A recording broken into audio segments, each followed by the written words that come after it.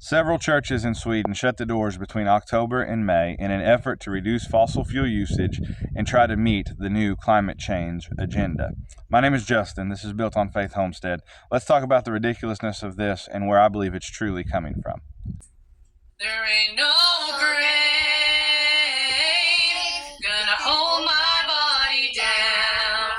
There ain't no grave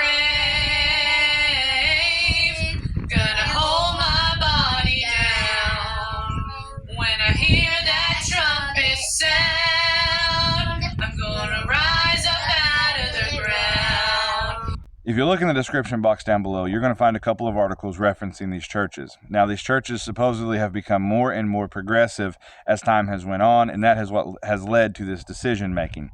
These church leaders have decided we don't want to use fossil fuels by 2027, and we want to go along with the climate change agenda. Therefore, we are going to shut the doors between October and May. It's the best way to do it in these old churches. They use oil to heat. It's not very environmentally friendly, so they're shutting down. Now, I want to be very clear before I talk any further. I have nothing against churches trying to be more environmentally friendly. That's great. You go do your thing. I have nothing against churches trying to be more self-sufficient and self-sustainable. That's great. You go do your thing. What I do have trouble with is where I believe that directive is truly coming from for these individuals. And what I also have trouble with is allowing the world to make decisions on how and where and when the people of God are going to gather together to worship. That does not sit well with me. However, we know these things are going to occur. We know, biblically speaking, the Bible teaches us that there's going to be all sorts of famines and sicknesses. There's going to be food shortages. The prices of everything's going to continue to be on the rise. There will be a one world governmental system that will rise to power. We understand that, and we understand that one world governmental system is going to go to war against the people of God, and it's going to prevail according to the word of God. And what's going to happen at the end of time is the skies are going to split wide open. Jesus is going to return. The son of perdition will be put into the lake of fire along with his false prophet and Satan and everybody that doesn't trust in God's name. We understand that. But from now till then, in this time period, there is a war on our hands, and we fight this war on bended knee. Make no mistake about it. Crying out to God, praying, fasting, and aggressively spreading the gospel regardless of what comes.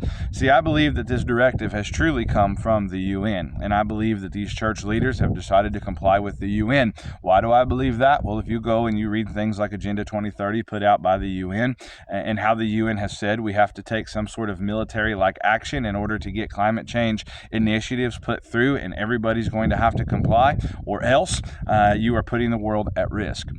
When you read those things and then you read what these church leaders supposedly are saying and doing, then it all begins to make sense. And if you've been a follower of this channel, you know that I truly believe that the UN is probably going to use the World Health Organization in this pandemic accord with their One Health approach in order to come against the people of God. Really to come against everybody, but eventually and ultimately against the people of God.